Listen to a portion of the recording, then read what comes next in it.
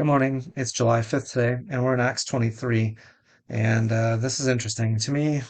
Maybe I say that a lot, I guess, but some interesting details I think that Luke gives us here about Paul's life and ministry. It's as Paul is in Jerusalem, he in the previous chapter had gotten, or earlier in this chapter, had gotten into a bit of a scuffle with the Jewish authorities there, and they wanted to arrest him and kill him. But before they can do that, the Roman authorities step in, find out that he's a Roman citizen, and now they have taken him into protective custody, and they end up sending him all the way to Caesarea, which is what the capital of Israel would have been at that time as far as Rome was concerned. And they take him as far as Herod's palace there, and they imprison him there.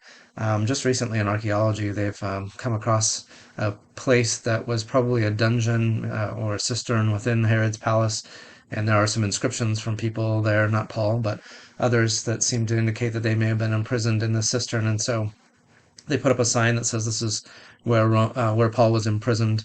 Really, I think it's just a tourist kind of attraction there. They're trying to link something with Paul there to have more interest from Christians in coming there and seeing that. But it's possible that he was there. But really, if he's in the palace and under guard by the Romans there, he's in protective custody. I don't know that he would have been down in a dungeon necessarily at this point. They're, I think, trying to treat him well. They're going to send him on to Rome, and this is another, I think, key moment here. Paul is told by the Lord that he's going to go all the way to Rome and to testify there.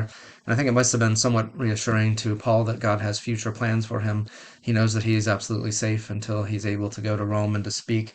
But as he comes to Caesarea, I don't think that he has any way of knowing that he's going to be there for 2 years or more and in prison that whole time. The government is going to change hands there locally, and there's going to be some things that cause him to stay there for some time longer than he might have expected.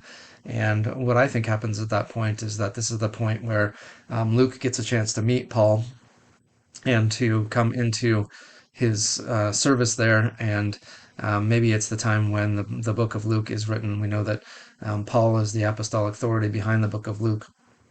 And so, as Paul is there for 2 years, that's a really great time for Luke to sit down and talk with him and get the information he needs, at least from Paul's point of view, to write his gospel. Now, Luke's going to do a lot of other research. He's going to talk to other witnesses and others who are pertinent to the story, but I think Paul's going to be a major source for him too. And what better way to do that than when he's here at Caesarea? So, something that would have been difficult, I think, for Paul as a type A personality to be cooped up for 2 years when he expects to be out sharing the gospel all over the empire.